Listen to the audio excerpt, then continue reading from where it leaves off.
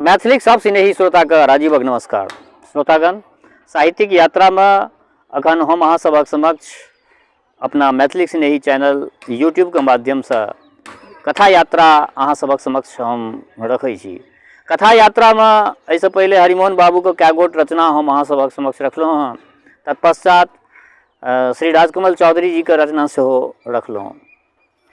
तो आई पुनः हमर विचार ई भेल जे आई एकटा राजकमल चौधरी जी के रचना बहुत कालजयी रचना है। सब गोटा प्रायः एहि रचना से वाकिफ हैब, कियाक तऽ ई पाठ्यपुस्तक में ई रचना आयल छलै। हमरा याद यऽ हमसब जहन मैट्रिक में छलहुँ तऽ हमरा सबक पाठ्यपुस्तक मैथिली के जे पाठ्यपुस्तक छल गल्पगुच्छ, ओहिमे जे छलै से ई कथा छलै। तऽ आजुक जे रचना अछि श्री राजकमल चौधरी जी के, एहि रचना के शीर्षक छै ललका पाग। आब ई ललका पाग की छियै? अपना मिथिला के ई एकटा बहुत पैघ एकरा गरिमा कहि सकै छियै। हमरा मिथिला के पाग जे होइ छै से ई पाग बहुत प्रतिष्ठित चीज छियै। आ ई कथा जे छै से ई ललका पाग के इर्द गिर्द घूमै छै। संगे एहि कथा के नायिका तीरू, त्रिपुर, जे किछु भी कहियो, हुनके पूरा संपूर्ण हुनके जीवन पर में ई कथा केंद्रित अछि। तऽ आई कनी कथा नमहर छै, बेसी गपशप नहीं, गपशप समय रहत तऽ बाद में हेतै। सबसे पहले लेल जाओ आजुक ई कथा ललका पाग। मैथिल स्त्री के चिन्हबा में कोनो भ्रम नहीं भऽ सकै छै। आन देश आन भेषक स्त्री से हिनका सब में बड़ भिन्नता। माघी पूर्णिमा में सिमरिया, पहलेजा, महादेवपुर, गंगा कात में मैल फाटल मोटरी फोटरी माथ पर रखने सखी बहिन पाके सस्वर चिचिया चिचिया के हेगे दाय हेगे माय, हे बिसन पट्टी बाली, हे बहिना, हे पान, हे चानन, हेगे माय, कई बिलखैत मैथिल नारी। जांत पर गहूम पीसैत मैथिल नारी, ढेकी पर चाउर छँटैत, उखड़ि में चूड़ा कुटैत, सिलौट पर पिठार पीसैत, एहि सभक बान्हल तालक संगे कोनो नव पुराण पद नौवे नौवे गबैत मैथिल नारी। ई सब मैथिल नारी के जे छै से ई विशेषता छै। ई सब तरह के तुलसी चौड़ा निपैत मैथिल नारी, अरिपन पर सिंदूर आ पिठारक रक्त श्वेत फूल पात उगबैत मैथिल नारी, सामा आ नुका चोरी क जट्टा जटिन खेलाइत मैथिल नारी। ई सब मैथिल नारी के सिग्निफिकेंस भेलै। त्रिपुरा वा त्रिपुर वा तीरू एहि वर्गक मैथिल कन्या छली। पहिने कहने छलहुँ तीरू के इर्द गिर्द ई कहानी घूमि रहल छै।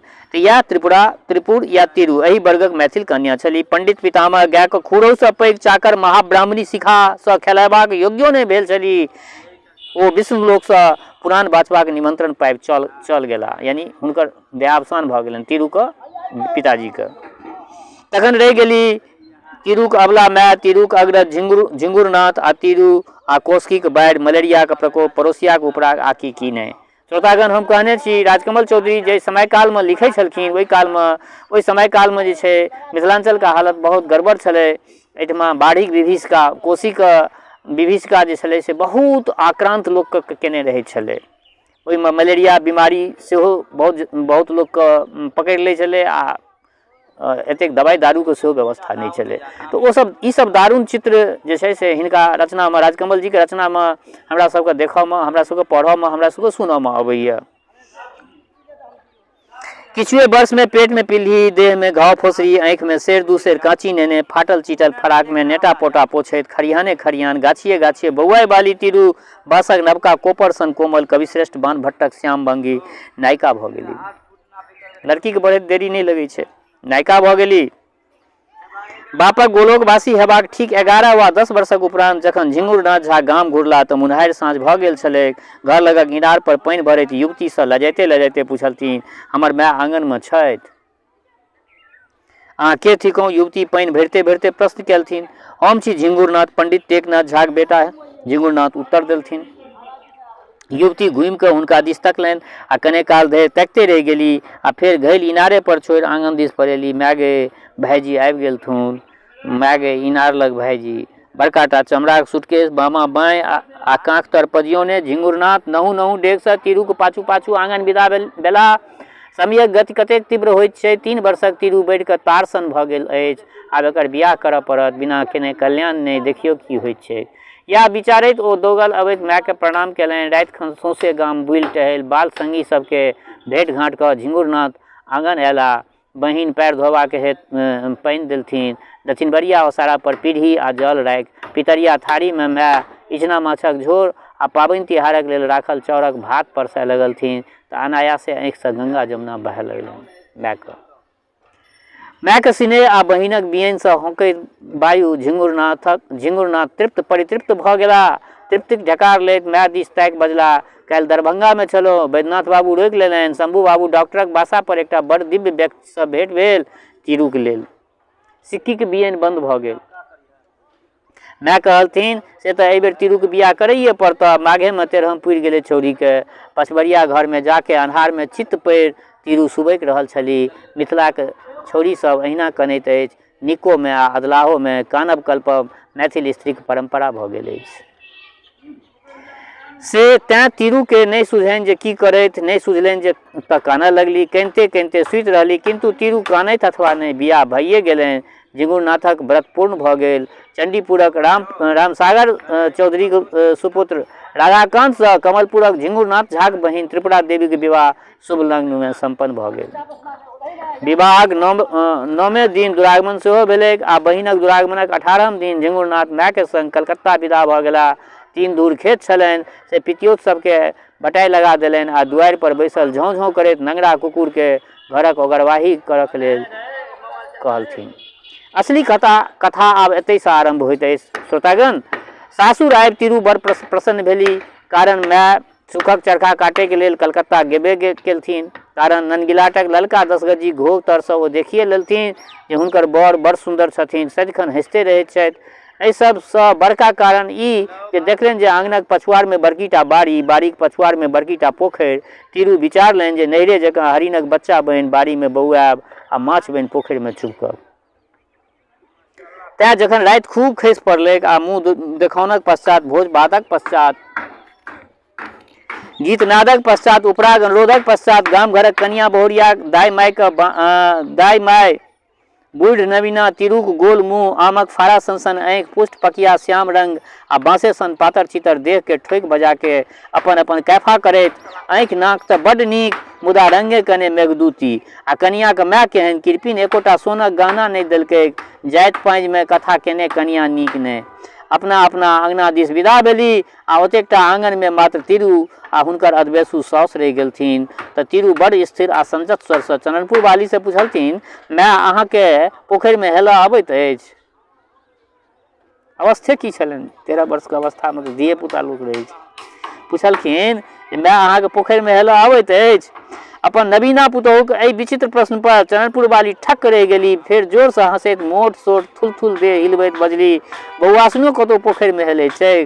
तीरू चननपुर वालीके पैर लग सटि कऽ बैसैत पुछलथिन। विस्मयसँ आँखिक पकोट उठा बाँव बक्र कऽ कऽ पुछलथिन, से किएक? पोखरिमे हेलने की बौआसिनके पानि लागि जाइत छनि? चननपुर वाली के सासुक पोजीशन मोन पड़लनि आ चुपे रहि गेली।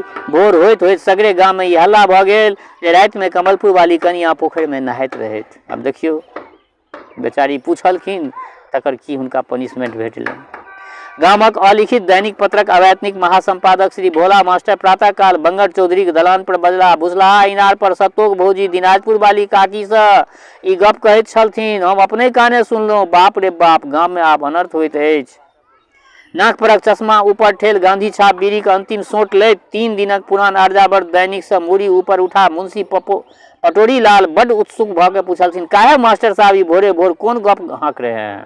श्रोतागण, एहि तरहके जे लोकसभ होइ छै से गाममे अखनो छै, पहिनहियो छलै, राजकमल जीके समयमे सेहो छलै, अखन आओर बेसिए बढ़ि गेल छै।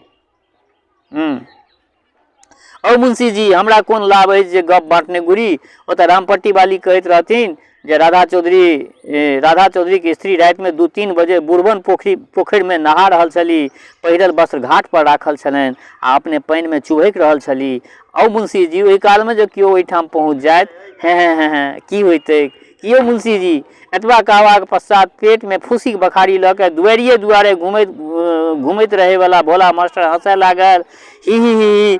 तमाकू आ पानसँ पियर भेल दाँत हँसि पड़ल, बीड़ीसँ मैल आ कारी भऽ गेल फोफड़ी पड़ल ठोर हँसि पड़ल, ईर्ष्या हँसि पड़ल। ईर्ष्या एहि दुआरे जे 35 वर्षक मास्टर एखन धरि उम्मीदवारे छलाह, सब बेर 8 दिन सभा गाछीक पानि पीब के घुरि आबैत।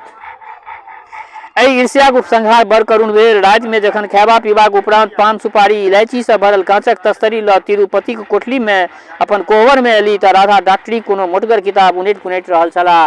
तिरु हंसैत कहलथिन, एखन परीक्षा तऽ बड्ड समय छैक, मेहनत एतेक जुनि करू कि एतबे में बांध तोड़ि कऽ कोशिका बाहर भेली। उग्र भऽ गेलखिन। राति में अहाँ पोखरि नहाय गेल छलहुँ? तिरु तऽ गुम। एहन प्रश्ने कियाक छल? सास से पुछबाक अर्थ की जाके नहायब भऽ गेलै? तिरु चुपे रहली। राधा के उत्तर नहीं भेटला से बड्ड क्रोध होइत छैक। बिगड़ि कऽ बाजल, की पूछै छी? राति में नहाय लेल किया गेल छलहुँ? तिरु के आँखि उफने लगलनि, कंठ सुखा गेलनि, थर थर कपैत बजली, नहीं तऽ कहाँ गेल छलहुँ हम? तिरु सौंसे गाम में हल्ला अछि, अहाँ कहै छी कहाँ गेल छलहुँ? हमरे सिखबै छी? हम बड्ड बूढ़ी छी। कहलिए नैहर से आयल छी, आइ पाँखि फड़फड़ा लागल। कहैत राधा पलंगक दोसर कात करौट फेर सुति रहल। आब तऽ तिरु पड़ली फेरा में। केहन निर्दय के संग भेल, केहन क्रोधी छथि। आ तिरु के आमक फाड़ा सनसन आँखि से नोर टपके लागल। व्याधाक भय से त्रस्त हरिण जकाँ नोर बहबैत तिरु अलगनी से चद्दरि तीर नीचा में सिमटी के फरस पर पड़ि रहली। कनिए कालक पश्चात राधा पलंग से उठि के कोन में राखल आराम कुर्सी पर आँखि मुन्ने बैसि रहल, क्रोधित, चिंतित, दुखित आ सोचैत, किया एहि मूर्ख छोरी से बियाह केलहुँ? एकर भाय सार झिंगुर झा केहन नीच छल। लगैत तऽ रहा जे बड़ सज्जन व्यक्ति हो। सब बात में हाँ हाँ केने जाइत छल। कहैत छल, चौधरी कैमरा के लेल रुसै छी? अहाँके चतुर्थीक प्राते दरभंगा चलू, जेहन पसिन करब हम कीन देब। से आब ओ सार कतऽ गेल? हमरा गला में ढोल बान्हि देलक, अपने कलकत्ता पर आ गेल। आ तखन राधा के मोन पड़लथिन शंभुनाथ मिश्र डॉक्टर के सुपुत्री कामाख्या दाइ। एहन नीक चाह बनबैत छथि, केहन नीक सिनेमा गीत गबैत छथि। आ ओहि दिन से कॉलेज में नाटक जे छलै ताहिमे जे गीत गौने छली, पिया आजा, से सुनि के प्रोफेसरो सब मस्त भऽ गेल रहथि। किंतु कामाख्या दाइ के गीतों से अधिक संगीतमय स्वर राधा के तुरंत सुनय पड़लनि। तिरु के हिचुक के कानब। राधा चमक के आराम कुर्सी से उठल, ठाढ़ होइते बाजल, राक्षसनी नहीं तन सुतैयो नहीं देत। ओ जो आब से तोरा दिस तकबो नहीं करब। आ खराम पहिर खटखट कोठली से बाहर आ गेला। ड्योढ़ी लग चननपुर वाली राधा के सतमय, अभी चननपुर वाली जे छथिन सबटा चक्र चालि हिनके कैल छनि। राधा के सतमय रास्ता छेकने ठाढ़ छली। राधा लजा गेल, बाजल नहीं किछ। चननपुर वाली एकटा छाँटल छीटल बंगलिया मुस्की ठोर पर आनि बजली, बाउ बड्ड राति भेलै, दलान कियाक जाइत छी? ओतै सुतब, आंगन में ई जनानी बाजा सुनबाक साहस नहीं अछि। कहि राधा कन्नी काटि दलान दिस चल गेला। जे सतमय के मोन छलनि वएह भेलै। ई क्रम कतेक दिन धरि चलैत रहल। राधा के रहनि क्रोध, तिरु के रहनि अभिमान, तें ई मनोमालिन्य बढ़िते गेल। तिरु बड्ड सोझ छली, स्वभाव से लजकोटर आ चंचल सेहो। चुप्पे रही, सब किछु सहैत रहऽ वाली। तिरु भोरे उठि स्वामी आ ससुरक हेतु चाह बनाबैत, फेर भानस भात करैत, फेर पूजागृह नीपैत पोतैत, सासुक पैर जाँतैत, आ फेर भनसाघर वा कतौ कोनो कोन में कनैत छटपटाइत सुति रहैत। या थिक मैथिल स्त्री के जीवन। बड़ा मार्मिक होइ छै श्रोतागण। किछुए दिनक पश्चात राधा दरभंगा जाय लगला। कॉलेज खुजि गेल छलनि। विदा होयबाक समय चननपुर वाली ड्योढ़ी धरि पहुँचाबे एलथिन। राधा पैर छुबि के जाय लगला तऽ सतमय एकटा लिफाफ दैत नहुए से कहलथिन, भैया के दऽ देबनि। अच्छा कहि राधा आंगन से बाहर भऽ गेल। एको मिनटक हेतु तिरुक लग नहीं गेल। कियाक नहीं गेल? कियाक तऽ तिरु पोखरि में चुबकी लगबैत छथि। कियाक तऽ तिरु कनैत रहैत छथि। कियाक तऽ तिरु तिरबेटा छथि, कामाख्या दाइ नहि। गुण में गुण एतबे जे महिष जकाँ परिश्रम कऽ सकैत छथि, राति दिन बर्तन बासन माँजि सकैत छथि, मोटरी नुआ साफ कऽ सकैत छथि, आ कनेको मुख मलिन नहीं करती। आकाश में चाँद उगलै कि नहीं, गाछी में कोयली कुहकल कि नहीं, भालसरी फुलायल कि नहीं, मोन में विद्यापति कोनो गीत बिहारि बनि के हहायल कि नहीं, ताहिसँ कोन मतलब, कोनो आकर्षण नहीं। राधा मोने मोन निश्चय कऽ लेलक जे एकटा महिष से प्रेम नहीं कयल जा सकैत अछि। किंतु कामाख्या दाइ, कामाख्या के पिता शंभू बाबू डॉक्टर चननपुर वाली साक्षाते पितियोत भय बड्ड नीक व्यक्ति, 6-5 किछु नहीं जानैत। हुनका आशा छलनि जे चननपुर वाली सहायता से कामाख्या के विवाह राधा से अवश्य भऽ जेतै। किंतु शतरंजक सब चाल एके सौ में झिंगुरनाथ समाप्त कऽ देने छलै। डॉक्टर साहब के जखन बंद लिफाफा देलकनि तो ओ बरंडा पर बैस अखबार पढ़ै छलाह। बजला, राधा बाबू अहाँ अंगने जाउ, कामाक माय बाट तकैत छथि। आ ओ बहिनक स्नेह सिक्त पत्र पढ़ऽ लगला।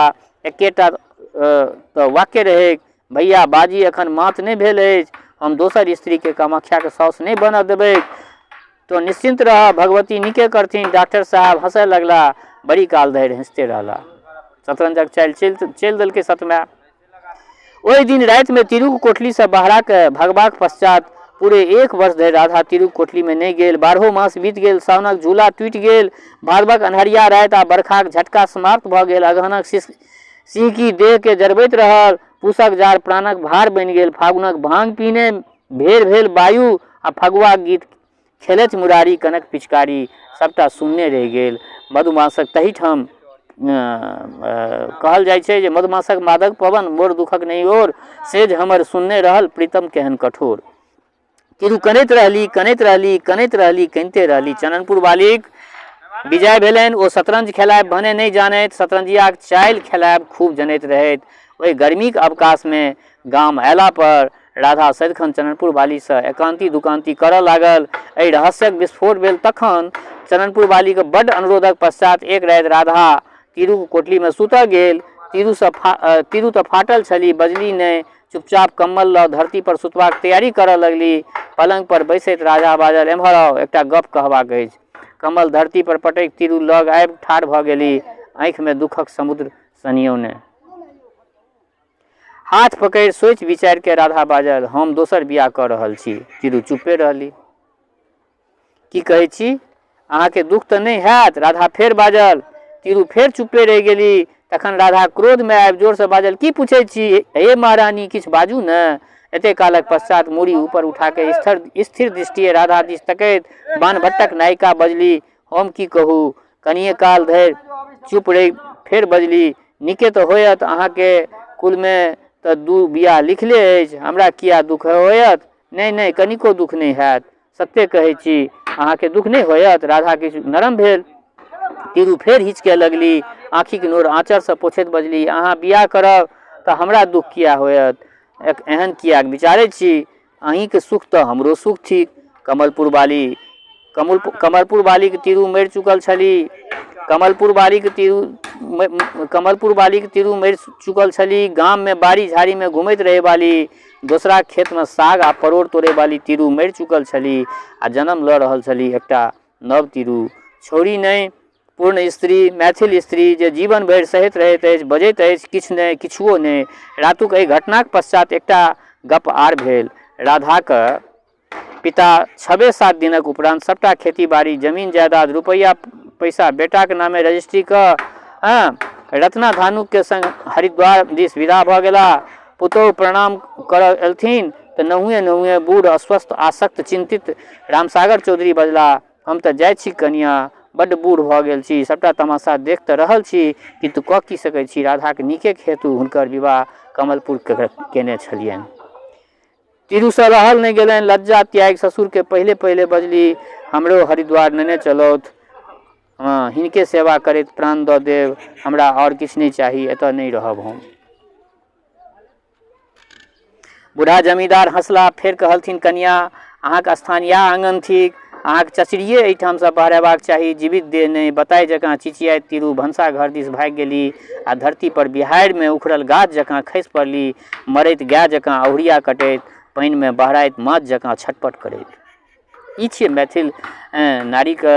मैथिल नारी के संगे कतेक अन्याय होइ छै। ई सबटा राजकमल जी अपना मैथिल समाज में जे कोनो तरह के विसंगति रहै छलै, कतौ ओ कलम के रोकै नहीं छलखिन।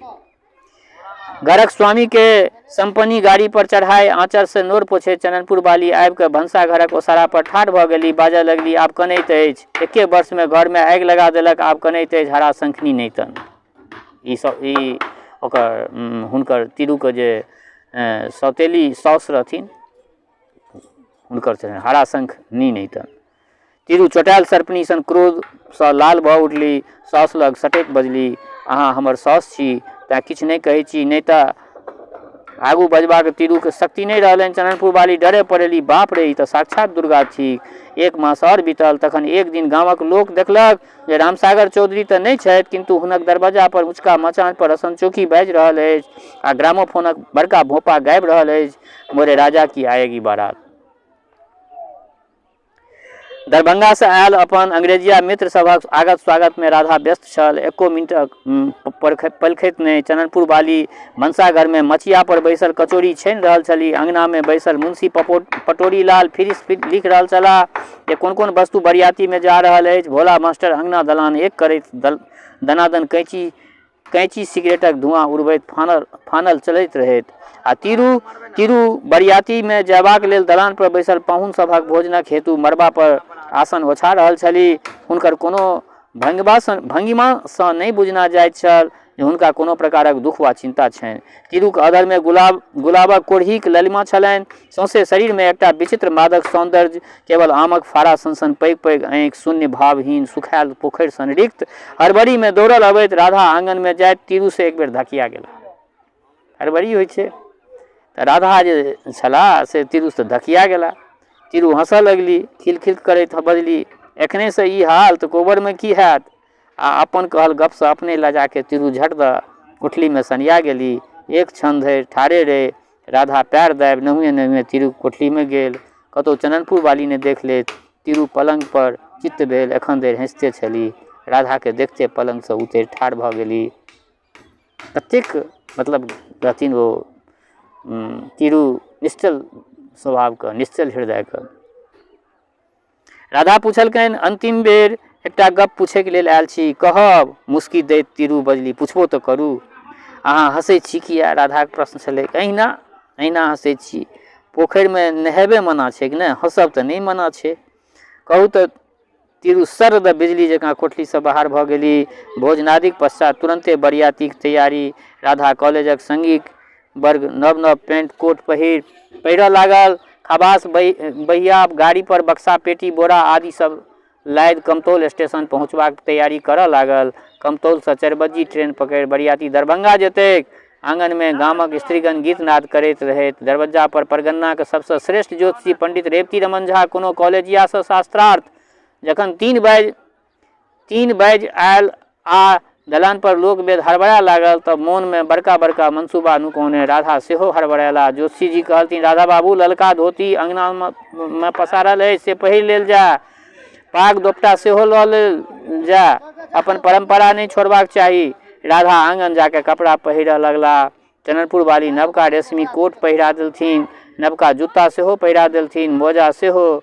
आब जेब में तीरू के काढ़ल रुमाल आ छोट छीन चानी के पनबट्टी सेहो राखि देलथिन। आ तखन बिना तीरू दिस तकने, बिना मोन मलिन केने राधा दलान पर चल आयल। सब तैयारे छल। भोला मास्टर अजरुआ सिगरेट मिझा के जेबी में रखैत बाजल, आब जय गणेश हो, मंगलम भगवान विष्णु, मंगलम गरुड़ध्वज। कि एतबा में टोकैत ज्योतिषी जी कहलथिन, जा ओना नहीं विदा हो राधा बाबू, एक तो दिन नीक नहीं अछि, माथ पर पाग तो राखि लेल जा। राधा के एकटा कॉलेजिया संगी बाजल, ओह पाग नहीं है तो कौन सा पहाड़ गिर जाएगा, दरभंगा में खरीद लिया जाएगा। ज्योतिषी जी के जेना आगि लेस देने हो हाथ चमका के चिकरा लगला। अहाँ सब की बुझबे पागक महत्व? पाग नहीं तो ब्राह्मण की। अहाँ सब तो टोप पहिरे छी, अकीलो पर टोप धऽ लेने छी। बाउ धर्म थिक। एहिमे अहाँ जुन बाजू। कुंज बिहारी खबास टिप्पा दैत बाजल, बाबू एहिमे तो उजरा पाग से नहीं हैत, नहीं तो ज्योतिषिये जी सब मांगि लीती। 4 बजे साँझ में ट्रेन खुजैत अछि। सब हड़बड़ा लागल। तखन किसनी माय खबासनी आबि के बाजल, राधा मालिक अंगना चलियो, बौआसिन बजबै छथि। तड़ाक दऽ उठि कऽ राधा तीरू कोठली में गेल। तीरू काठक बक्सा खोलने किछु ताकि रहल छली। राधा दिस मुड़ी घुमा के बजली, सत्ते बड़ सुंदर लगै छी अहाँ, एक बेर फेर अहीं से बियाह करबाक इच्छा होइत अछि। कतेक मार्मिक बात ओ बजलखिन। सत्ते बड़ सुंदर लगै छी अहाँ, एक बेर फेर अहीं से बियाह करबाक इच्छा होइत अछि। राधा बाजल, ई हंसीक समय नहीं थिक, जल्दी कहू की कहै छी। तीरू बक्सा के भीतर से जे वस्तु बाहर केलनि ओ गुणेश आ सुखायल फूलक कागतक माला से सबसे सजावल पाग छल, ललका पाग। राधा के स्मरण भऽ एलनि, इएह पाग थिक जे पहिर कमलपुर विवाह करऽ गेल छलहुँ। इएह पाग थिक जाहि पर सबसे नुका के तीरू नित्य फूल माला चढ़बैत छली। दहिना हाथ से गुणेश आ शुष्क माला सबके तोड़ि के फेक तीरू ललका पाग लऽ कऽ राधा के निकट आबि ठाढ़ भऽ गेली। फेर बजली, स्वामी पाग पहिर लिअ आ जाओ, गाड़ी छूटि न जाए, दरभंगा में लोक सब बाट तकैत हेता। राधाके हाथमे पाग दैत तिरुक छाती फाटि गेलनि, किन्तु एहि बेर ओ कनली नहि, हृदय कठोर कऽ अपन नोर पीबि गेली। राधासँ कोठलीमे ठाढ़ भेल नहि भेलैक, आँगनमे आबि राखल कुर्सी पर बैसि रहल, माथ बाँहि तर दबौने, आँखि मुनने, किछु विचारैत। ललका पाग माथ पर रहनि जे भारी भेल चलल जा रहल छल, आ राधाके माथमे बिहारि उठि रहल छल। जखन बड़ी काल भेलै तऽ भोला मास्टर आँगनमे अयलाह। आबि कऽ देखलथिन राधा कानि रहल अछि, 3 वर्षक नेना जकाँ कानि रहल अछि। गामक अलिखित दैनिक पत्रक अवैतनिक महासंपादक श्री भोला मास्टरके सब बात बुझऽमे आबि गेलनि। राधाके उठबैत बजला, राधा भाइ उठऽ, चिंता जुनि करऽ, पुरखक माथक ललका पाग तऽ स्त्री होइत छै, से तो तोरा संगमे छहे, तहन तो किया करै छऽ? राधा किछु नहि बाजल। कियाक नहि बाजल? श्रोतागण, तऽ ई रचना राजकमल जीके अहाँ सभक समक्ष रखलहुँ हँ। ई रचना अहाँ सबके केहन लागल जरूर अपना प्रतिक्रियासँ हमरा अवगत करायब। रचनाके उपसंहार अहाँ सब देखलिए जे ललका पागमे कतेक शक्ति होइ छै। केओ ललका पाग हुनका विवाह करऽ कालमे नहि ताकि कऽ दऽ सकलनि, लेकिन तिरु जखन ललका पाग हुनका पहिरलकनि आ तिरु अपन गर्दनि झुकाइए कऽ कहलकनि जे अहाँ सच्चे बड़ सुन्दर लगै छी, मोन होइए एक बेर अहाँसँ फेर विवाह कऽ ली। तऽ ई बात राधा चौधरीके ओकरा अंतरात्माके हिला देलकै। कतबो पाथर रहतै ओ तऽ बुझै छलै, ओ तऽ राधा बाबू तऽ बुझै छलखिन जे तिरु निश्चल अछि। नहीं पढ़नाइ लिखनाइ कोनो समस्या नहीं छियै, परंतु जे तिरुके मतलब राधा चौधरीके सतमे जे तरहके चालि चलल छलै, ओहि चालिसँ तऽ पूरा जिंदगी तिरुके बर्बाद भऽ जेतै। लेकिन अंततोगत्वा माँ भगवती तिरुके सिंदूरके रक्षा केलखिन, ओ पाग पहिरेलखिन। ओहि पाग पहिरलाके पश्चात राधा चौधरीके अपन पूरा जीवनक जे भी ओ गलती केने रहथिन तिरुके संगे, सब चीज हुनका स्मरण भऽ गेलनि आ ओ विवाह कैंसिल भऽ गेलै आ फेरसँ ओ तिरुके एक्सेप्ट केलखिन। तऽ बेस ई रचना अहाँ सबके समक्ष रखलहुँ हँ। संगे एकटा बात कहऽ चाहै छी, जँ केओ गोटा नव छी हमरा एहि चैनल पर, मैथिली सिनेहीके पहिले बेर देख रहल छियै वा सुनि रहल छियै, तऽ निश्चित एहि चैनलके सब्सक्राइब कऽ लिअ। और रचना पसिन पड़ल तऽ एकरा लाइक करियौ, शेयर करियौ अपना मित्र मंडलीमे। जतेक शेयर करबै मित्र मंडलीके लेल उपहार हैत, मैथिलीके लेल सेहो एकटा बड़का उपकार हैत। और हमर श्रोता चाहे गाँवमे रहै छी वा प्रदेशमे रहै छी, देशमे रहै छी वा विदेशमे रहै छी, जतऽ कतौ रहै छी, स्वस्थ रहू, निरोग रहू, अपना आचरणके पवित्र बनेने राखू। माता जनक नंदिनी जगदम्बा माँ वैदेहीके कृपा सदिखन अहाँ सब पर बरसैत रहै। शुभकामनाक संग जय मिथिला, जय मैथिली।